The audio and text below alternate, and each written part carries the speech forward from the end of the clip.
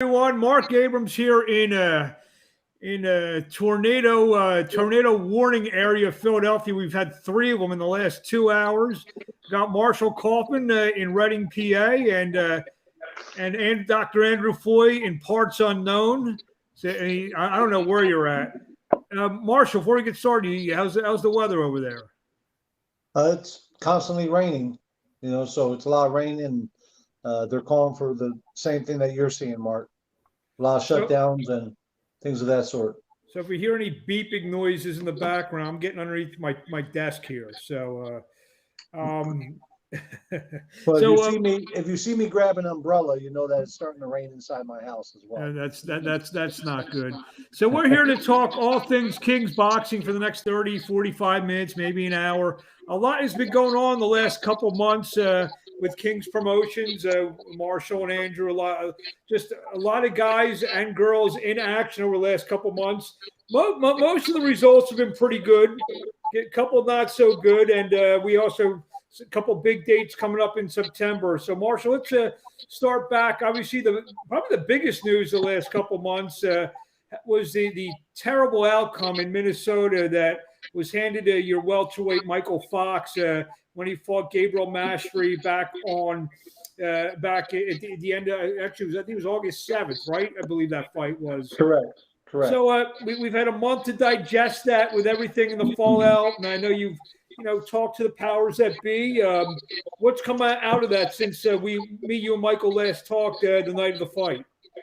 The last thing is, we're still waiting in hopes that the Minnesota Commission would reverse it to a no contest.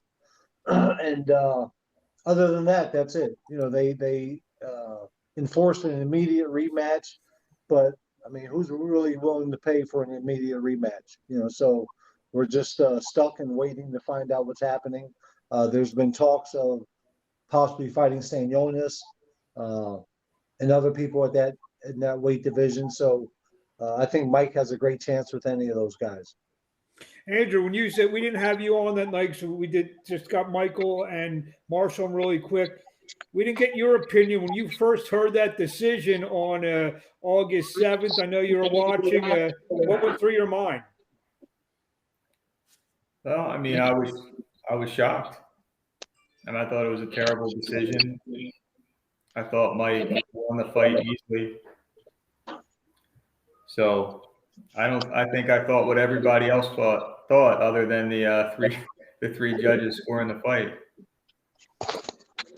A week previous to that in Newark, New Jersey, wasn't a great night for Kings Promotions that night as Michael Coffey and James Martin came up on the short ends of nationally televised cards. Again, we're a month away. Michael Coffey, I'm sure you've had time to sit down, maybe talk to him on the phone. And, what's the plan now for Michael Coffey? Is it something like maybe get him back on a few of these 2,300 kind of shows, maybe get confidence back up, or do you want to throw him right back into the heat of things? No, I mean, we've talked, and he has to go right back into the heat of things. He knows he's most likely going to have to go in as the B-side, and he's going to have to prove himself. And so, we don't have a lot of time to take the road that someone that's 23 years old might. So we just have to go back into the dog's pen, or the lion's den, I should say, and just go out there and perform. And he has to perform at a different level again. How shocked, Andrew, were you? Late replacement Johnny Rice.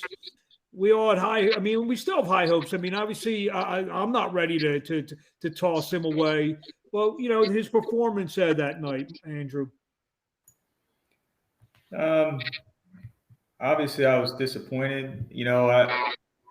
I've kind of taken a bit of a different perspective on it, though, which is, instead of saying that Mike performed poorly, I was very impressed by Johnny Rice. He didn't seem like a 13-6 fighter.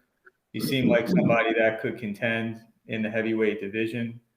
And he was just much better that night, and I have to give him credit. I mean, he fought a heck of a fight. Mike did seem, slow, but I got to give credit to Johnny Rice.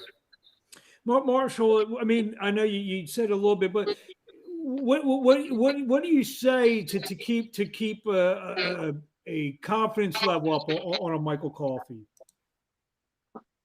I mean, I don't know how much you can say to keep the confidence up, except the fact that hey, look, you got to this level, you can get back there again, but you have to go out there and perform. You have to go out there and do what you did prior to that fight, and that's knock guys out and put on a spectacular performance. And I think of course the Darmani Rock set that up for him.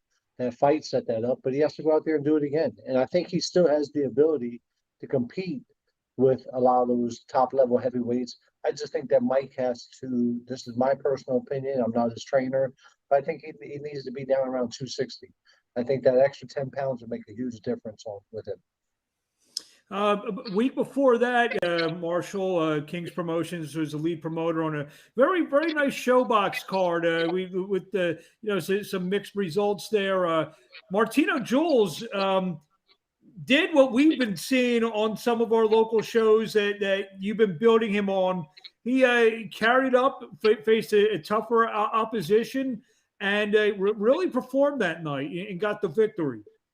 Yes, he did, and I thought I was proud of him, and Andrews always thought very high of Martino. He thought that Martino had the goods to compete with the top level guys, and he showed it that night. He went out there and did it, and performed at a higher level and did well. And then of course Boca Chica got a draw with Shenard Bunch, which can't be upset about that because most people thought Boca Chica lost. And then Henderson just came up short, hurt his shoulder in the fight.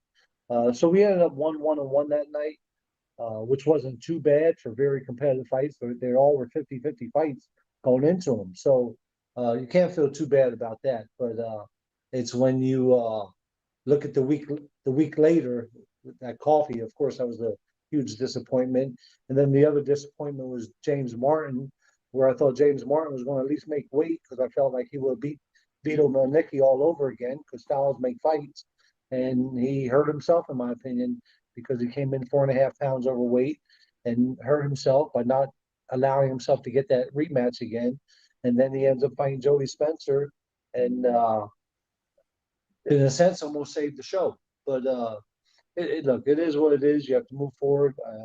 I'm happy with James Martin that he showed that he's a true fighter and he'll fight guys that weigh 5 pounds heavier than him. It didn't matter. Because the bottom line was the better man was going to win that night regardless. Andrew, obviously we just rushed through the 4 or 5 results. What do you take out of some of those fights?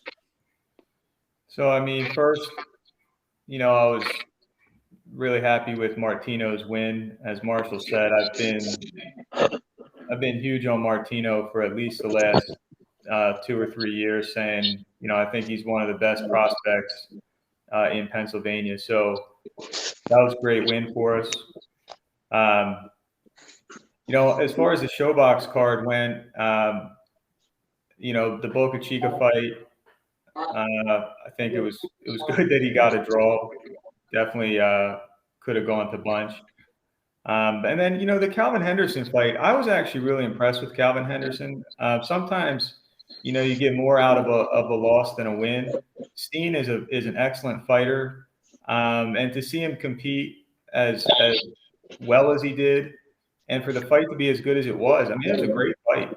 To me, it's not, obviously it would have been better had it been a win, but I don't think he hurts himself too much with that, to be honest. And he should be able to carry a lot of confidence going forward.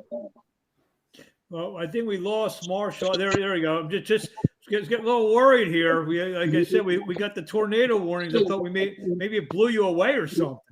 No, I actually was going to look for my KP hat, but I don't know. I think someone took it from me. No wonder why my head's itching. Another person who I know Andrew has been very high on. I'll let Andrew start with this. Is 130-pounder Alicia Baumgartner went down to Florida, got a big win down there. Andrew, like I said, I know you've since King's Promotions has signed her, you've been very I don't want to say outspoken, but you've been beating the drum a lot for Alicia. Yeah, I have. I mean, I think that she's one of the best female fighters in the world. I think she has, as much talent as any female, and I think she has more power than anybody, pound for pound. It was a great win for her. Unfortunately, I couldn't be there, but I wanted to. But the girl she fought only has 2 losses. One was to Michaela Mayer, and the other was a split decision to Tiara Brown, who's a highly ranked fighter in that division. And I mean, it wasn't even a competitive fight. Alicia totally dominated it. I think Marshall and I would have both liked to see her stop her. But the girl's never been stopped. I mean, she's never even really been significantly hurt in a fight. And so, I was impressed. I think that she can do that to her. She can certainly beat Michaela Mayer, and that's the fight that we want. I think the sky's the limit for Alicia. People have to remember her only loss was a very controversial split decision to a 2-time world champion who's 2 divisions higher, and Alicia was much younger. She was raw at that point in her career. So I still think she has the ability to be the best female boxer in the world. I think I read something where Michaela may be fighting on ESPN coming up soon. If not that, Marshall, what's the move? I saw Lisa. She was tweeting the other night wanting to fight Amanda Serrano, who's I guess going to stay featherweight for a little bit. I would imagine. I mean, is that a possibility of featherweight or 130 is the limit for Alicia? I think 130 is her limit. I think she loses too much to go any lighter. But the difference is that, I mean, I love to see her fight Amanda Serrano. Maybe Amanda's willing to come up and we can make that happen on the Triller card. Ultimately what it boils down to is, it's called prize fighting. What kind of prize can you get? And so that's where there's only certain boxers, female boxers, that can bring that type of prize. And that's Amanda Serrano, that's Michaela Mayer, that's Katie Taylor.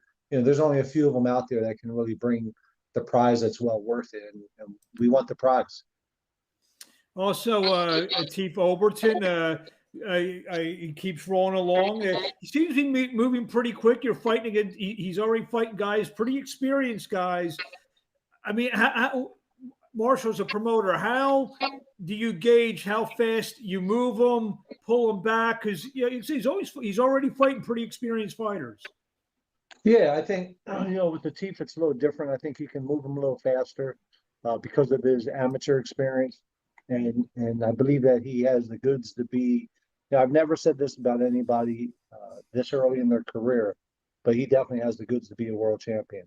And but I think at the same time, even though we can say, okay, let's go in there and fight Marcus Brown or people of that sort, you still also have to be careful and make sure that it's the right fight that makes the right sense.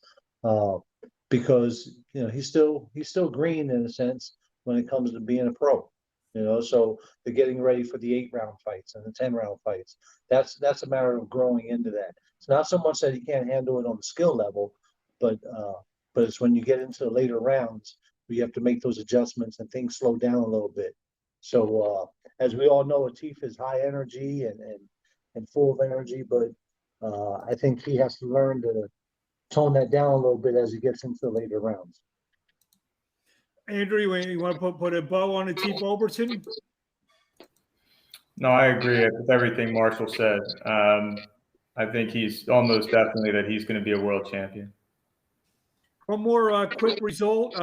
Marshall is in Las Vegas for the big Manny Pacquiao or Dennis Ugas fight. And fight on the Fox portion of the show early in the afternoon was the big heavyweight. Steven Torres scored another first-round knockout. He got a lot of good reviews on the broadcast. And, again, he may be a guy opposite, in my opinion, of like Overton. He's a guy you can take your time and move. And, by the time he matures and you get him the right fights, he'll be ready for those big opportunities. He's got the size, and it looks like some pretty good raw ability, Marshall. Yeah, no, I agree. I think you have to take your time with Steven. He's doesn't have a big amateur background. He doesn't have. He's based out of Reading, PA, so he doesn't have the sparring of being like in the city of Philadelphia or whatnot. So he's still learning. He doesn't have the experienced trainers in the corner yet. So there's a whole lot of learning curves that are going to take place with him. But he has the size, he has the youth, and so that alone spells dollar signs. It's dollar signs written all over it. He's a heavyweight, so being 6'7.5", 6'8", somewhere around there, and having the size and whatnot, and he's got decent hand speed and decent pop. I was actually surprised that he knocked the guy out in the first round. I thought he would get 3-4 rounds out of it, but he got the guy out of there just with probably threw 20 right hands at the guy. So I was surprised with the fight, but now seeing that, we're going to have to take another step up a little bit more. And you were with him all week there in Las Vegas. Talk about what the experience of being around a big fight, big pay-per-view attraction, big pay-per-view fight, where he got to take in all the bells and whistles of that. That also is a great learning experience that he can kind of take throughout the rest of his career. Oh yeah, no, he lives for that. He really does. I was almost to the point where there was times where I got a little irritated because he was so into the cameras, into the interviews, and I was like, hold on, wait, it's about fighting. Let's go win the fight. But he's really into all that, and he talks well. People love him. He's very people friendly, and so that came off very good for him, and it was a great experience for him. And I think he's built for that type of stage. And Andrew, one thing that obviously we know that he has, obviously his story is he was 400 and something pounds, and he got into this to lose weight. Discipline of a fighter. And obviously the discipline is there. What are your thoughts on him coming, how much is that going to help him moving forward, Andrew? And Andrew, I certainly don't think it's going to hurt him. It says a lot for him. But in and of itself, losing weight's not the same as having boxing ability. So I think we need to see how he continues to progress. And I mean, he's done fantastic so far. And that was a nice win for him. Just about all those fighters that we mentioned have been built on the quote local shows. Marshall has been running shows, 2300 Arena in Reading, here, there, everywhere. And the importance of that, before I'm just going to segue into what's going on September 10th. The importance of that, Marshall, for some of these kids to have, to be groomed on that level to get them ready for the big stage. Marshall, talk about that. So, like for guys that even like Steven Torres, or guys like who we have on the card on the 10th, Julian Gonzalez, Quadir Albright, those are guys that are smaller weight classes, more competition, different types of level fighters, where you have to groom them, sort of like what I did with Kermit Cintron. You have to put the right fights in front of them, and you have to build them up, and you have to take one step at a time as you're getting to the second floor. And so I think that that's the grooming experience that we've done with those guys. And I've done it with a lot of the guys. I did it with Rais Alim, let's say, who, as I seen Rais perform at the level he was performing at, I knew that it was the time for Rais Alim to step up, and he stepped up and showed up on top of that. So I think as you see these guys grow in their process, guys like, even I'll go as far as somebody like Kayshawn Hudson, who's now won 6 fights in a row. You see that progression. You see him getting better. You see him getting more confident.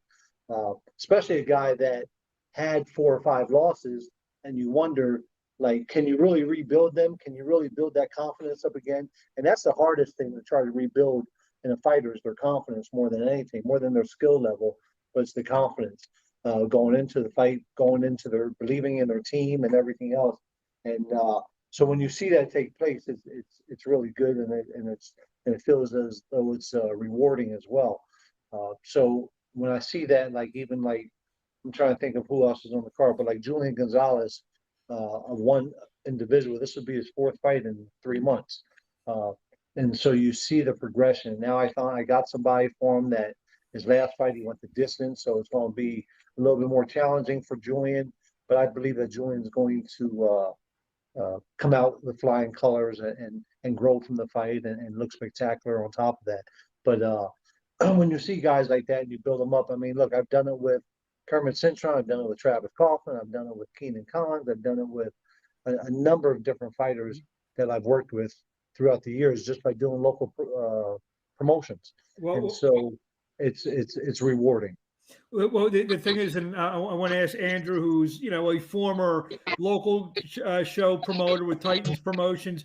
As I look down my show notes, Michael Fox, Michael Coffey, Martino Jules, Calvin Henderson, Rais Salim, who we'll get to in a few minutes, and Alicia Baumgartner, the people who we're talking about today on this session here, all have been built and made appearances on the local club circuit scene, and are now staples on national TV. Andrew, you talk about the importance, because obviously you ran a whole bunch of shows in Harrisburg, of seeing that happen, seeing the maturity, seeing the growth of young fighters onto the next level.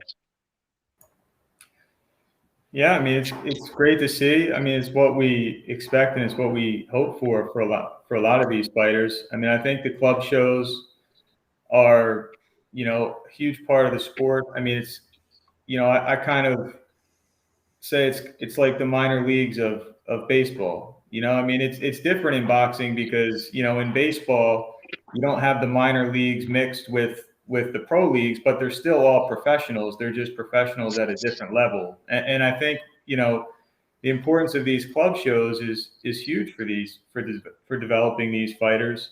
And sometimes the main events and whatnot at the club shows are my favorite fights in a lot of cases, because it might occasionally be guys that are never going to get to that national stage, but they're fighting their guts out, and that's their life right there. So I love the club shows. One of the reasons that I joined with Kings is because I think Marshall always did such a good job with them. We always had a very similar mindset when it came to putting on quality shows, and so that was a natural fit. But it's been great with Kings, having the ability to obviously broaden my reach and experience and learning, at the highest level of the sport, and seeing it from the bottom all the way to the top. So that's a really, cool thing. And we'll get to Reese in a minute, but I think one of the coolest things, and Marshall obviously responds for this. He signs a kid out of Michigan, Rais Salim, who's fighting out in Vegas now. Bro, I mean, it's probably the third fight of the night on the first show that you probably had him in, and now he might be the best 122-pounder in the world. So I mean, that's what it's all about. I mean, how gratifying for you, Marshall, is it? Obviously the kid has talent, but it took some of the quote off Broadway fights to get him to develop it into that that level. Yeah, no, definitely, without doubt. I mean, it's gratifying, without a doubt. It's a great feeling, and when you can see that take place, it's definitely satisfying. I mean, I've seen it happen before. Like I've mentioned Kermit Cintron's name a couple times already. But like Rais Salim, I definitely feel as though he's the best 122-pounder in the world. And the 122 pounds, a loaded division.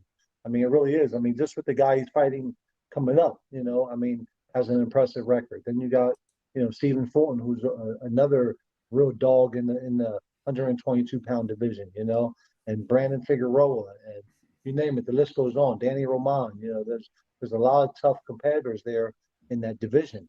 And so, But I think that, I think we are fortunate enough that I truly believe in my heart that we have the best 122 pounder in the world. I And really just do. so I just want to close the door on the local show thing. I was going through my bout sheets, and we did a show at Harris and Chester several years ago. Stephen Fulton, Caleb Plant, Jarrett Hurd, all on the card. So you have two unified world champions and a guy who's probably going to fight in the biggest fight of 2000, one of the biggest fights of 2021, all on one card at Harris, a little ballroom in Chester, Pennsylvania. So it was Caleb Plant, Stephen Fulton, and who else was it? Jarrett Hurd. And Jarrett Hurd, right? Also, if you look on that card, there was probably who else was on there? I wonder if Cal Naki was on that card. No, Kalnacki was on a different card. Okay, but Cal Naki fought Harris as well. Yeah. But my point being, two guys who are unified world champions, and Fulton, or he's fighting for a unified world championship, and Hurd was a unified world champion. Plant, who is a world champion, who's going to be fighting Canelo in 2 months. So. The biggest fight in 2021, like you said. Yeah. When you have him going up against, ultimately the pound for pound best fighter in the world, in Canelo. So it's pretty impressive. It feels good. I sat with I sat with Caleb Plant at the Pacquiao fight, and we talked about those days. We talked about the days of when he fought at the Sands Casino, when he fought at Harris, and after each fight, he would come up to me and say, "How did I do? What do you think?" Exactly. He did the same thing to me. Yeah, because he would always question it, because God rest his soul, Todd Harlip, who was like he was his cup man, but he was really like a manager to him and a father figure. Todd Harlip would always get on his case, like real bad, because he wanted better for him, and so I never forget that, But he was. It was funny, we were talking about that last week while we were in Vegas. Well, we touched on it for a second before, but we're back in action on Friday night, September 10th at the 2300 Arena with a packed card. You mentioned a couple of the guys. Kadir Albright, and you mentioned a couple of those. Every time you freeze, I think the tornado is. I was getting a phone call, so I had to ignore it. There you go. So I don't know if you guys want to switch off. I mean, maybe we'll start with Andrew. What are your early thoughts on this great night of boxing on September the 10th? I'm looking forward to it. Like I mentioned, I love the club shows. They're some of my favorite things. It's shaping up to be a nice card. We got a lot of our great local fighters in action. Really looking forward to seeing Kadir Albright back in the ring. Julian Gonzalez, both of them, nice fights for them. We got Hudson back. And it's the return of Christian Cardo. So who doesn't want to see that? It's amazing. Exactly. You mentioned all this stuff and how Marshall break this down. Yeah, you mentioned the main event, Greg Outlaw and Edgar Torres. Marshall, like I said, we talked about almost everything. I mean, that just shows you how deep the card is, because you've mentioned 6 or 7 guys before we even got to the main event. What are your thoughts? Break down Torres and Greg Outlaw. Well, Greg Outlaw came off of his first loss ever, the last fight in June, and so did Torres. So it makes for a perfect match. They're both from the DMV area. The difference is Torres is the natural bigger guy. Torres usually fighting at 47 to 54, and Greg Outlaw usually fighting at 40 is now moving up to 47 for this challenge. So I think it makes for a great fight. I think Keyshawn Hutchinson caught Torres off guard the last time just by jumping right on him. You figure Torres didn't fight for like 4 years prior to that. And so I think he's ready to get back out there and make a statement. So I think that's going to be a pretty intriguing fight. You got two guys who are 8-1. And the reason why I say it's intriguing is more so because of Outlaw coming off of his first loss ever and now moving up in weight. So I think it's going to be a very interesting fight. And then, of course, like Andrew mentioned, we got Christian Cardo, who's in the co-feature, which is going to just be phenomenal. I mean, who doesn't want to see Christian Cardo fight again? I think everybody, not only in the Philadelphia area, but everybody in boxing was not only upset, but a little stunned at what happened to him 3 years ago. So, who doesn't root for a kid like that? I mean, the kid there just comes from a great family. They're good people. I mean, you can be on the phone with them and just talk, about anything, about any sports, about life in general. It's not always about boxing, and we're a great family to be around. And so, I'm hoping that we can work together more often moving forward. And I think the kid that he still has a great future ahead of him. So I'm looking forward to that. And then, like Andrew had mentioned, we got Keyshawn Hutchinson, who's fighting Andre Bird. Andre Bird's one of those type of stinkers who can come in and spoil you. He can upset an undefeated guy. So that's going to be a pretty interesting fight. I'm trying to think who else we have in there as a 6-rounder as well, as my mind's going here, because I don't have my bout sheet in front of me. But then we got the Julian Gonzalez fight against Ronnie Arano, which is going to be a good fight. And then Arano just made his pro debut 2 weeks ago in Harrisburg.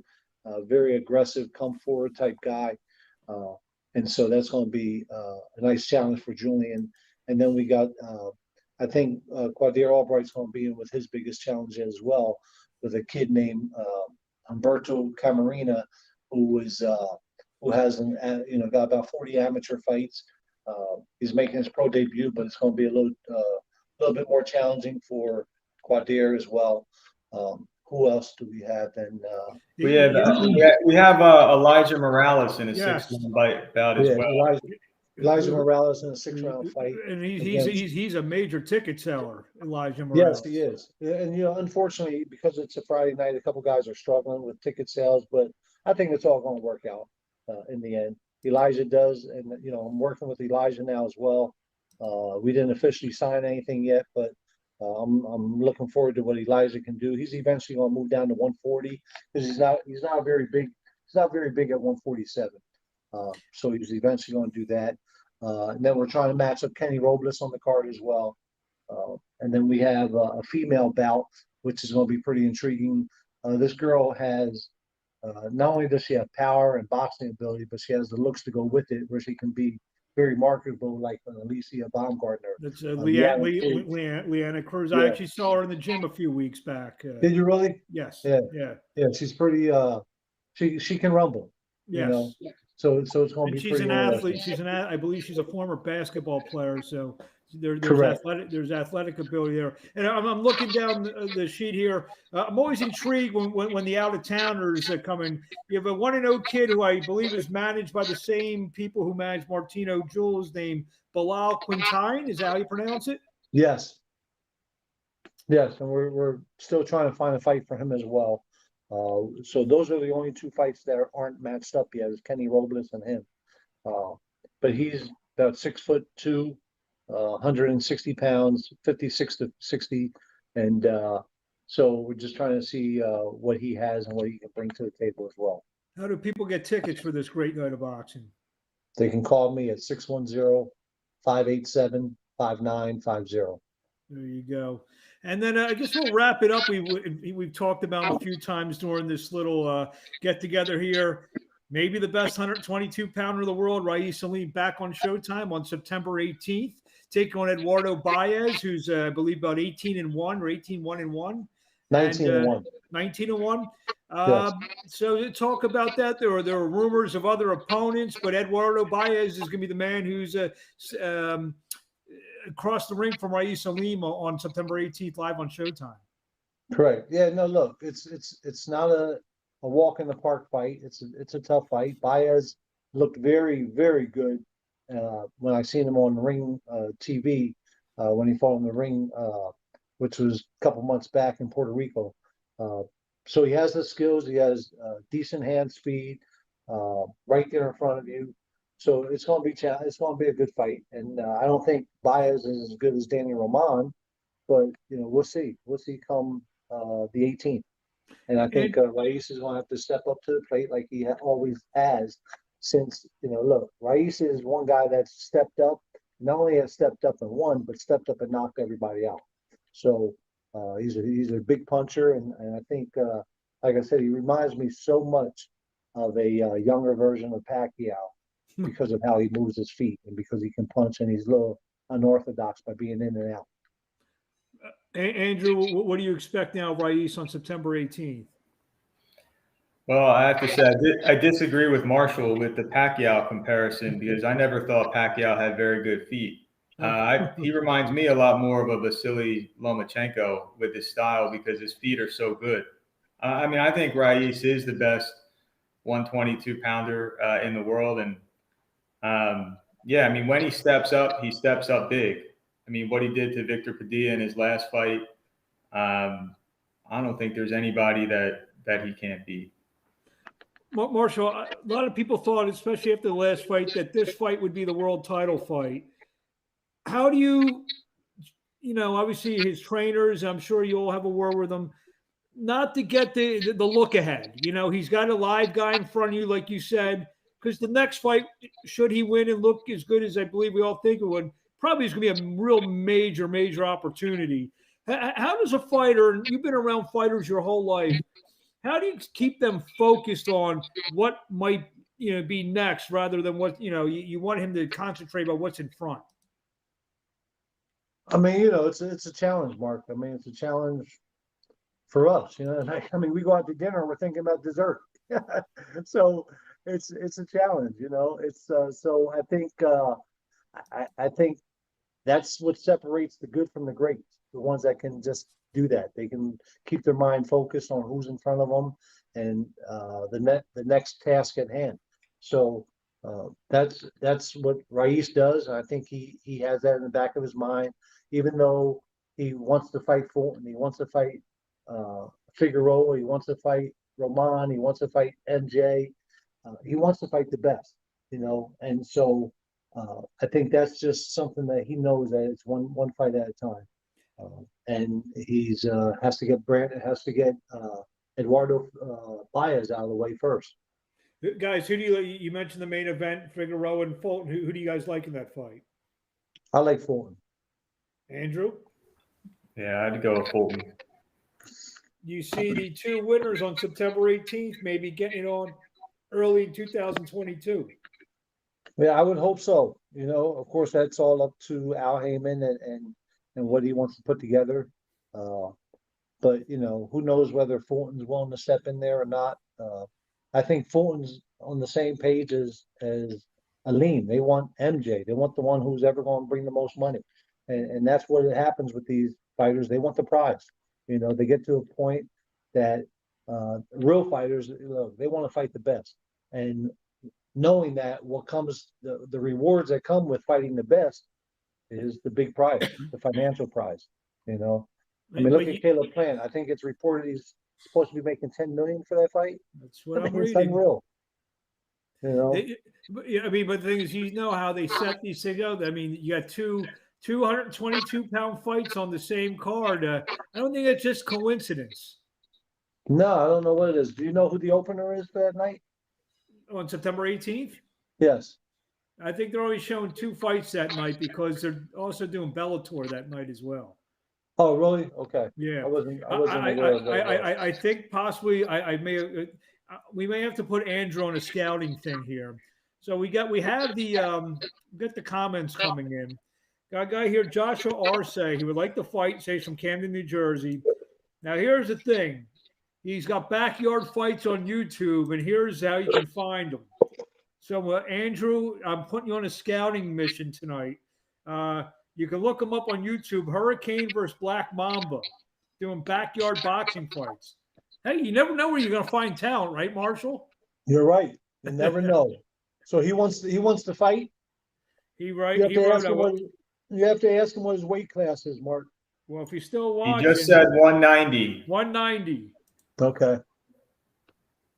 The perfect fight for him. But he said he'll fight at 168.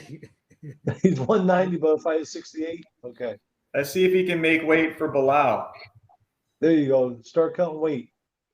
Well, so I think that's Andrew's job tonight to find this guy on YouTube. Yes, exactly. All right, well, there you have it. You got a lot of people chiming in. Just very informative. Obviously, King's Promotions, it's just nonstop with King's Promotions, whether it's on, we just mentioned Showtime. We mentioned Fox. We mentioned the show come up September 10th. Well, I mean, what else? Let me ask you this: is there any little thing that maybe you can tell us out there that maybe the world doesn't know? There's going to be a huge look. I haven't even told Andrew about this. There's going to be a huge signing that's going to be public in about the next month, and I mean, huge, probably the biggest signing that we've ever had, and it's brought to us by Trifon. Trifon's a big reason for that. Also, another guy that's involved is a guy named Oscar Vasquez, who is the father of Damian Vasquez, the fighter. So there's going to be something big to announce soon. I can't wait to write it. That. I can't talk about it now, but it's going to be huge. I mean, it really is. Well, once you said huge sign, I thought maybe Joel Embiid, but he just signed the extension with the Sixers. I wish I had his. I wish I had his contract. He's 7'2". Our man, our backyard guy says, "Check me out. I need the money." He has 3 kids. Well, at least we'll make 168 for next week. You can fight. Andrew, you got any final comments about what's going on? Just nonstop with King's Promotions. Yeah, it's fun right now. It's a good time, and I think we have 2 more shows booked after this one, still for Philadelphia left this year. So, hopefully things don't close up again soon, and we just keep rolling. Yeah, we'll be back November 20th at the 2300 Arena. Wow. Okay. Little pre-Thanksgiving feast. We should call it. Exactly. Because I don't know what day Thanksgiving falls on this year. It's either 23rd. Thanksgiving's I think it's the 25th. Yes. Is it 25th? Okay. 4th, 11th, yeah, the 25th. So yeah, okay. So that's anything else, Marshall? Anything you want to tell the fans? And what's that phone number again for tickets for Friday night, September 10th, 2300 Arena? 610-587-5950. Get your tickets. There's not many of them left. There you have it. Well, there you go. We had a pretty big audience here tonight. I guess just a lot of the people on the East Coast are sitting in because of this tornado and rain and just which is good. How big of an audience do we have? 3 people? No, I get the reports like a couple hours after this is over, but it was everybody. It was everybody that I said I'll give $5 if they watch.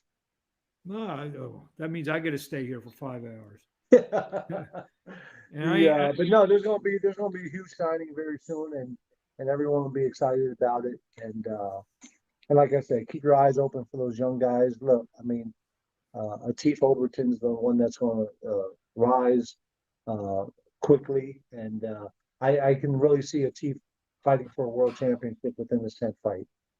You're putting in a lot of miles the last month and a half, huh? Yes, I'm exhausted. Are you close to getting the first class? You getting upgrades and stuff, or what? Mark, I've been there. Oh, you are? Okay. I'm sorry. You know what? I forgot. You. I have 120,000 miles flown so far this year. Andrew, I forgot he has homes in other parts of the country, so I forgot he travels. Right. I forgot that. So. Well, that's it. Andrew Floyd, Marshall Kauffman. We'll be doing a lot of streaming next week. We'll get some fighters on. Me and Andrew maybe do a little weigh-in show at the weigh-in. And we're going to pump up this great night of boxing on Friday night, September 10th. The next week on Showtime, Saturday night, September 18th, Rais Salim against Eduardo Baez. Thank you very much. And we will talk to you probably next week. Thank you.